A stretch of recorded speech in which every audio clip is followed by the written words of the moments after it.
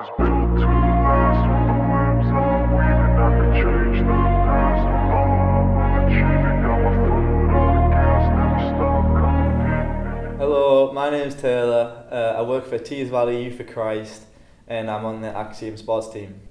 Walk me through what an average Saturday looks like when Axiom's playing.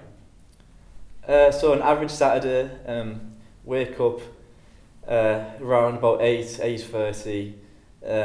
Try and get a slice of toast or something like that, something light. Got to be at the ground for 9:30.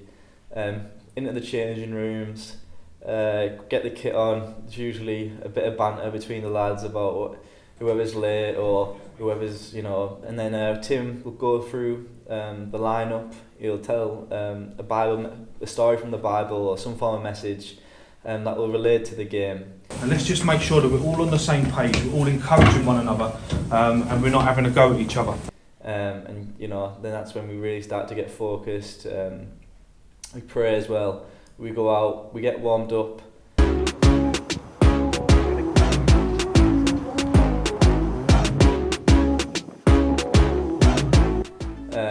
Hopefully we win.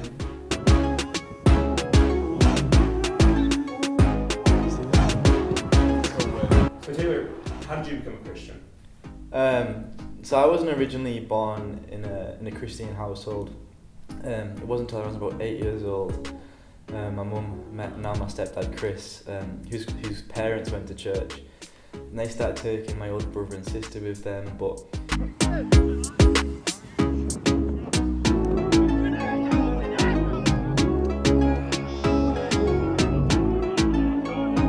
And then it got to around about 13 or 12. I went to a Christian summer camp, and it was like a real man's camp. Like, we got washed in a river, we played football all day and rode motorbikes and stuff like that. It was a really great week. And then on the night time of them days, we did like these daily devotionals. Sat around a campfire and we got told stories about Jesus. And it wasn't until the last night, the Thursday night, Mike Taylor came to speak, who was the pastor of my church at the time. And I remember he said, if any of you boys gave your life away to Jesus tonight and I crashed my car on the way home, I'd die a happy man. And I was like so baffled by it, 'cause I was like, he barely knows any of us. Like, how could he be happy with that? Like, that's crazy, like crashing his car. So I just went back to my tent that night. I was thinking, like, do I do it? I don't know. Well, I don't want Mike to die, so I'm not going to do it. So I didn't do it.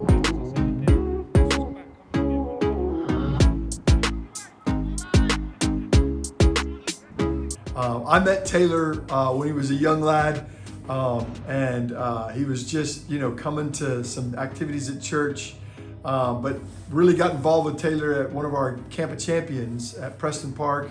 From that day on, my mum really kind of poured into me.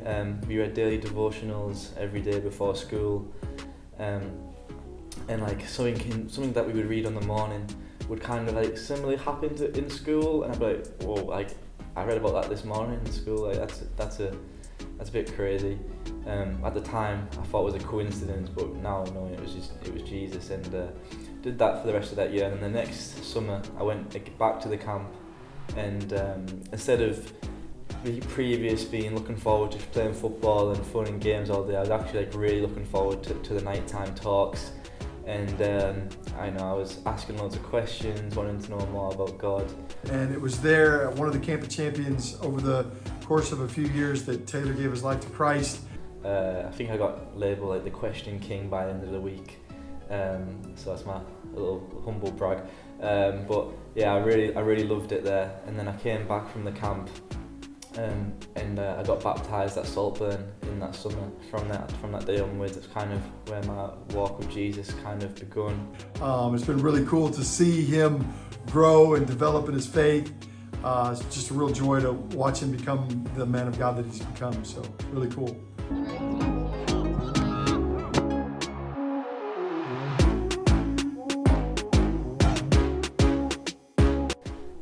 I later did Do Lost, it's like a 3-year leadership course, which is really great. I learned a lot there from the Bible study sessions, and meeting like other young Christians who are my age, which is can be quite hard sometimes to find in Teesside. So yeah, it was really great experience doing Doulos, and I learnt a lot from it. And then after Doulos, I finished school. I didn't really know what I wanted to do. Did my 2 years at college, still didn't really know what I wanted to do.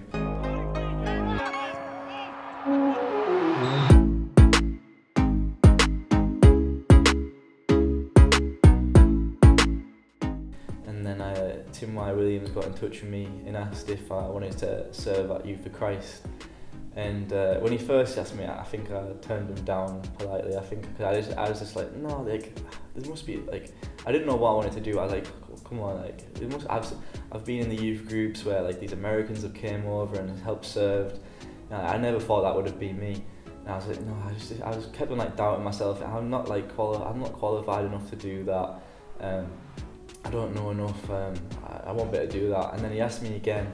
And I was like, a later date, and I was like, well, I mean, there's nothing else coming up, so this must be God telling me to do it and just to go for it.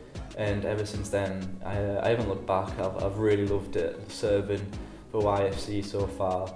Yeah, it was a bit of at first it was a step out in faith, but I've loved every minute of it. And it's really developed me as a person and developed my faith with Jesus as well. So here at Off-Brand Culture, we're starting a new series called Living Differently, and this is the first episode of that series. So we wanted to get your take on it. What do you think it means to live differently? So I think for me to live differently is to kind of to not be of the world and follow everyone else. You have to kind of take a step back and look at the bigger picture and evaluate things. So what does it mean to live differently on this team? What does it look like for you as a Christian in the football league? Yeah, it's a great question. I think to live differently on the team, I feel like I have to kind of be a leader sometimes on the pitch. I do get angry quite a lot sometimes and frustrated during the match when stuff's like not going our way or we're not playing too great. But I know that definitely I need to be a leader, do what Jesus would do if he was playing. And yeah, kind of be that one who's like, oh, why is he like, kind of take a second glance thinking, oh, that's different. I wonder, like, that's different. Why is he not getting angry or shouting or playing fair? That's a big one. So definitely try and be a leader in the pitch. If Jesus had played football, do you think he would have been good at it, and what position would he have played? Yeah, he probably would have been pretty good at it. I'm not really too sure what position he would have played. I don't think he would be a striker wanting all the glory. So I think I'm gonna put him in midfield, just pulling the strings, passing it around, and just controlling the game. That's a good answer. Do you have any pre-game rituals? Not rituals. I guess everyone in the team says I'm the most superstitious person they've ever seen in their life. Kind of got this thing going where if I'm not shaving my beard unless I don't score. So I guess I'm keeping it for another week since I was fortunate to score again today. And what was the result today? We lost 5-3, unfortunately. We were playing top of the league. It was a really big match. It was a shame to lose after starting really well and going 1-0 up. Then 1-1 and then going down 2-1, 3-1 and then trying to bring it back. It was a tough game. They're a really decent side. I think they train as well during the week, which obviously we don't train either.